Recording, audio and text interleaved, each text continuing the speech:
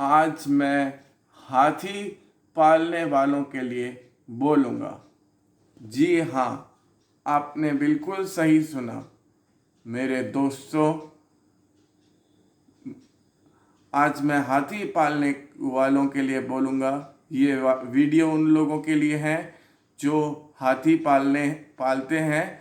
जैसे उनको कहते हैं महावत।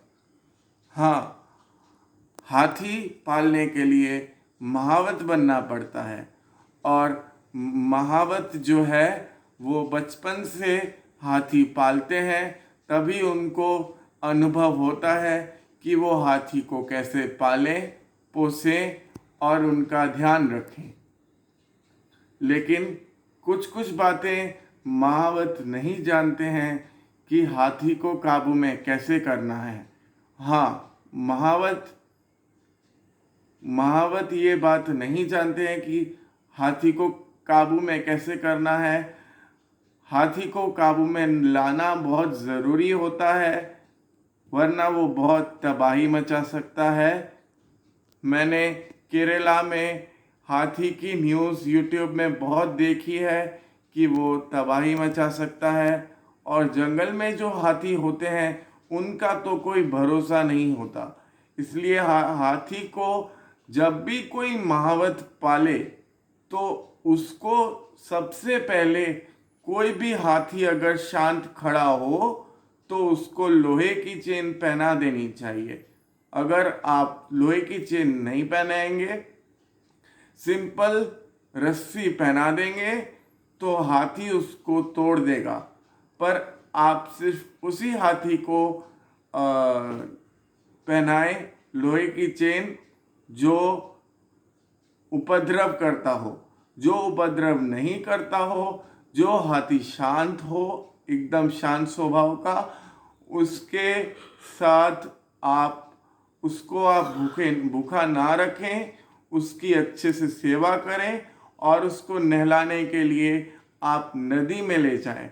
हाँ, आपने बिल्कुल सही समझा। हाथी को अगर आप नदी में ले जाएंगे तो वो अपनी सूंड में पानी भर के अपने आप ही नहा लेगा और आपको कोई चिंता नहीं रहेगी।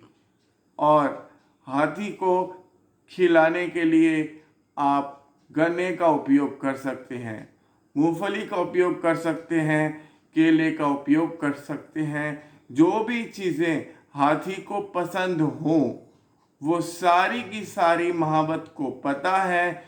यहाँ पे मैंने थोड़ी थोड़ी चीज़ें बता दी हैं। अगर आप वो हाथी को खिला देंगे तो आप तो वो एकदम खुश हो जाएगा और आपको हाथी से भी डरने की कोई ज़रूरत नहीं पड़ेगी। और हाथी को काबू में करने के लिए ये दो चीज़ें नहीं, ये तीन चीज़ें एकदम ज़रूरी हैं कि आप उपद्रव करने वाले हाथी को पहले तो लोहे की चेन पहना दें, उसके बाद आप उसकी भूख और भूख यानी उसका पेट अच्छे से भरा रहे और उसकी नींद अच्छे से होती रहे और उसको आप बिल्कुल भी ना मारें। आप जब भी किसी जानवर को पालते हैं तो आप उसको अपने बच्चे की तरह रखें। और जब भी आप अगर आपके पास हाथी रखने के लिए बड़ी जगह हो तभी आप हाथी खरीदें या रखें। हाँ, हाथी को रखने के लिए बहुत बड़ी जगह चाहिए। आपको गजशाला की व्यवस्था करनी पड़ेगी, अन्यथा आप हाथी नहीं पाल पाएंगे। और हाथी पालेंगे तो आपको गणपति का बहुत आशीर्वाद मिलेगा, क्योंकि हाथी को गणपति का प्रतीक माना जाता है। हाथी देवी लक्ष्मी का भी बहुत फेवरेट होता है और हाथी पालना बहुत मुश्किल है, ये बात मैं भी समझता हूँ। और हाथी को पालने के लिए वन अधिकारियों से भी अनुमति मांग लीजिए और हाथी के दांतों को बिल्कुल मत छेड़ें। अगर हाथी मर जाता है तो आप उसके दांतों का उपयोग कर सकते हैं, लेकिन यदि अगर वो जिंदा है तब तो आप उसके दांतों को बिल्कुल भी ना छेड़ें, यानी उसके आगे के दांत, वरना उसको गुस्सा आ सकता है। और अगर उसको गुस्सा आ गया एक बार तो वो आपको या तो कुचल सकता है या तो सूंड से उठा के फेंक सकता है, क्योंकि हाथी पशुओं में सबसे बलवान माना जाता है और जंगल का राजा शेर भी उससे डरता है और मगरमच्छ भी उससे डरता है और बहुत कम जानवर उससे टक्कर लेने की हिम्मत कर पाते हैं।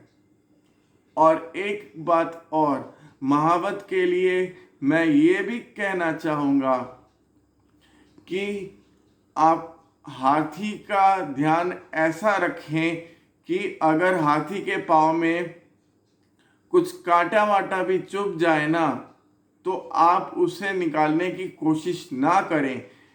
आप उसे जानवरों के डॉक्टर को दिखाएं और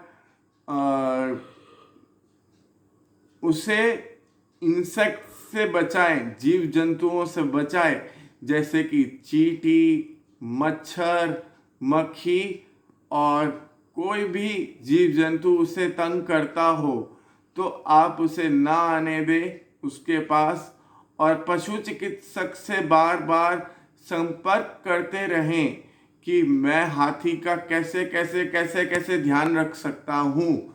और हाथी का ध्यान रखेंगे तो आप और सपने में भी हाथी आ जाए तो बहुत शुभ माना जाता है। और हाथी को कभी भी भूखा ना रखें। जब उसको नींद आती हो तो उसे सुला दें। और हाथी को काबू में करने के लिए लोहे की चेन का इस्तेमाल करें और कभी भी हाथी को ना मारें। इन बातों का आप अगर विशेष ध्यान रखेंगे तो हाथी को आप आराम से पाल सकेंगे। और अगर आप हाथी को ना पाल सकें तो कोई बात नहीं, तो आप उसे जंगल में छोड़ आइए, क्योंकि हाथी एक ऐसा जानवर है जो साफ सुथरा रहना पसंद करता है, गंदा रहना नहीं पसंद करता। तो अगर आप हाथी नहीं पाल सकते या आप में हाथी पालने का आलस है तो आप उसे जंगल में छोड़ाइए। मैं इतनी सी बात ही महावत के लिए कहना चाहता हूँ और ये मेरे लिए बहुत गर्व की बात होगी अगर महावत मेरी ये बात मान लेंगे तो उनके लिए हाथी पालना बहुत आसान हो जाएगा।